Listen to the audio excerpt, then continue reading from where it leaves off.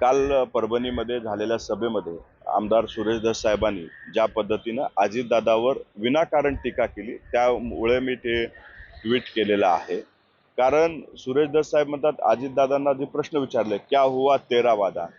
अजितदादांनी काय सांगितलं होतं की चौकशीमध्ये जे कोणी दोषी आढळतील, त्यात राष्ट्रवादी काँग्रेस पक्षाचे नेते असू द्या, कार्यकर्ते असू द्या, त्यांच्यावरती कारवाई करणार म्हणजे करणार. आणि मला विश्वास आहे की दादा जर कोणी त्याच्यामध्ये दोषी आढळला तर त्याच्यावर कारवाई करायला कुठलीही गय करणार नाहीत, हा विश्वास मला अजितदादावरती आहे. परंतु सुरेश अण्णा जाणीवपूर्वक महायुतीमध्ये मिठाचा खडा टाकण्याचं काम करतायत.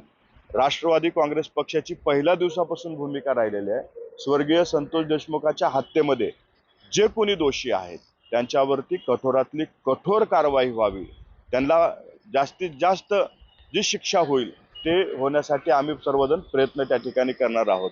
परंतु सुरेश अण्णा धस राजकारणाच्या पोटी म्हणजे संतोष देशमुख यांच्या हत्येचं राजकारण करतायत आणि कुठंतरी आपल्याच मित्रांना अडचणीत आणण्याचं काम ते करतायत. म्हणून मी देवेंद्र फडणवीस साहेब यांना विनंती केली होती की त्यांनी तात्काळ यांना आवर घालावा, अन्यथा महायुतीमध्ये मिठाचा खडा टाकण्याचं काम ते करतायत.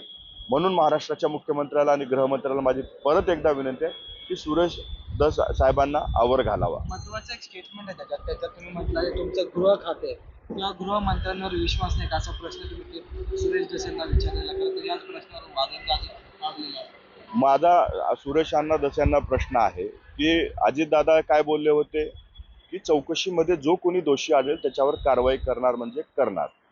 मग चौकशी चालू असताना सुरेश अण्णांनी अजितदादांना का प्रश्न विचारावा, का हुआ तेरा वादा म्हणून.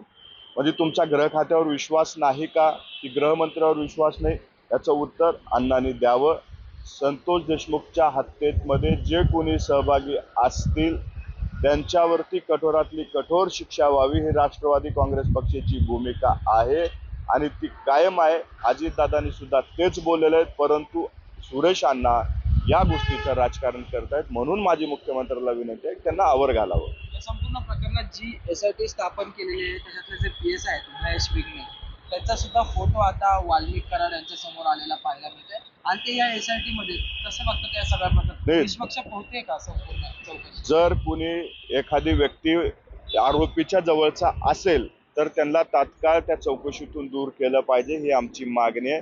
ती करण्याची संपूर्ण जबाबदारी गृह खात्याची आहे. ती आम्ही गृह खात्याकडे सुद्धा मागणी करतोय की या चौकशीमध्ये निष्पक्षपणे चौकशी करणारे लोक, अधिकारी त्या ठिकाणी नेमणूक केली जावी.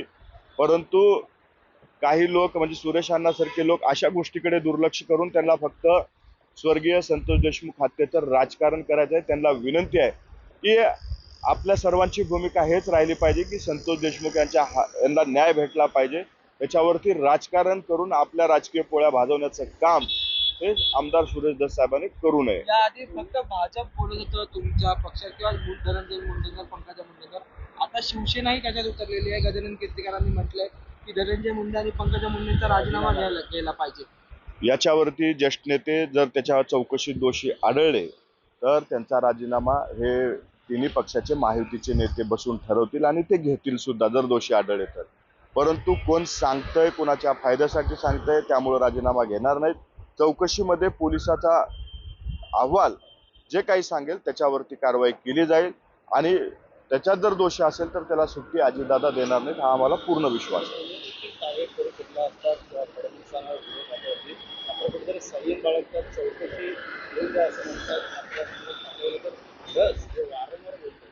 ते आमचा पूर्ण विश्वास गृह खात्यावरती आहे, गृहमंत्र्यावरती आहे. आम्ही असं कुठेही त्यांच्यावरती अविश्वास दाखवला असं नाही. परंतु सुरेश अण्णा धस ज्यावेळेस आमच्या नेत्यावर प्रश्नचिन्ह उपस्थित करू शकतात त्यावेळेस मला फक्त त्यांना जाणीव करून द्यायचं होतं की आम्ही सुद्धा असे प्रश्नचिन्ह तुमच्या नेत्यावर उपस्थित करू शकतो. म्हणून तशा पद्धतीचं ट्विट मी टाकलेलं आहे. त्यांनी फक्त एवढंच काळजी घ्यावी की त्यांच्या विधानामुळं किंवा त्यांच्या भाषणामुळं महायुतीमध्ये मिठाचा खडा टाकण्याचं काम करू नये, स्वर्गीय संतोष देशमुखाच्या हत्येचं राजकारण त्यांनी करू नये, एवढीच विनंती आपल्या माध्यमातून मी त्यांना करतो. आज पुण्यात आंदोलन आहे तर 9 तारखेला संपूर्ण राज्यभर ग्रामपंचायती बंद आंदोलनाचा इशारा देण्यात आला. कसं बघतात या घटनेकडे. नंतर पुण्याचं देखील 9 ते 9 देखील त्या पुण्यामध्ये सापडले होते. लोकभावना आता महाराष्ट्रामध्ये खूप तीव्र आहेत. जे कुणी याच्यामध्ये दोष आहेत त्यांच्यावरती कठोर कारवाई व्हावी अशी लोकांच्या भावना आहेत. आणि मला विश्वास आहे की महायुतीचं सरकार कुठल्याही गुन्हेगाराला सोडणार नाही. परंतु या लोकांच्या भावना तीव्रता आहेत, तेवढ्याच संयमानं आम्ही सरकार म्हणून पाहतोय. आणि मला विश्वास आहे की महायुतीचे नेते कुठल्याही गुन्हेगाराला सोडणार नाहीत. आत्ताचं जे चालू आहे, जे लोकांमधून आक्रोश चालू आहे, त्यांच्या भावना ती समजून घेतल्याच पाहिजे. सरकार म्हणून त्याच्यावरती आपण समजदारीनं काम केलं पाहिजे असं मला वाटतं. आता एक गंभीर प्रश्न आहे की खरं तर वाल्मिक कराड हे पुण्यात जे ते स्वतः पोलिसांच्या अधीन झाले होते, पण त्या ज्या गाडीने आले त्या गाडीची चर्चा झाली. दुसरा महत्त्वाचा मुद्दा आहे की पुण्यात ते जर समोर येतात ते पोलिसांच्या, तर मग SITला किंवा इंटेलिजन्सला ह्या सगळ्या गोष्टी माहीत नव्हत्या की अशा चर्चासत्र जे ते संपूर्ण राजकारणात आणि समाज माध्यमावर चाललेलं. तुम्ही कसं बघतात पुणे आणि राष्ट्रवादीचं एक जवळचं नातं किंवा पश्चिम महाराष्ट्राचं एक जवळचं नातं, आणि त्या पश्चिम महाराष्ट्रात असं घडतं? मी सर्वप्रथम ज्या गाडीतून वाल्मिक कराड आले होते आणि जी अजितदादांच्या ताफ्यात गाडी होती, त्या 2 गाड्या वेगळ्या होत्या. बजरंग अप्पा सोनवणेंनी जाणीवपूर्वक एक अजितदादाची प्रतिमा मलिन करण्यासाठी कदाचित त्यांना नंबर प्लेटमधला ते उच्च शिक्षित असल्यामुळं फरक कळाला नसेल म्हणून तशा पद्धतीचं विधान त्यांनी केलं होतं. आणि आरोपी पुण्यात सापडले, ते पुण्यातच का सापडले किंवा पुण्यात काय करत होते ह्याचा पूर्ण माहिती हे तिथले चौकशीचे अधिकारी देतील. ते काय कुठे कुठे होते, कुठे कुठे फिरले, ह्याचा पूर्ण जी काही त्याची माहिती आहे ते चौकशी अधिकारी देतील. त्याबद्दल आम्ही अधिकृतपणे माहिती सांगू शकत नाही, कारण ती गोपनीय भाग आहे आणि त्याच्याबद्दल पोलीस आपल्याला माहिती देतील. परंतु पुण्याचं आणि ज्या आरोपीचा काही संबंध आहे का, तर राष्ट्रवादी काँग्रेस पक्ष आणि आरोपीचा काही दुरान्वय संबंध नाही.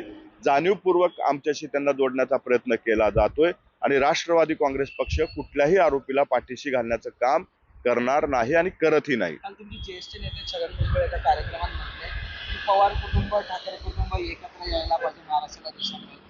कसं बघतात या भुजबळ साहेब ज्या पद्धतीने बोलले, त्यांची एक भावना आहेत. महाराष्ट्रातल्या अनेक कार्यकर्त्याच्या वेगवेगळ्या भावना आहेत.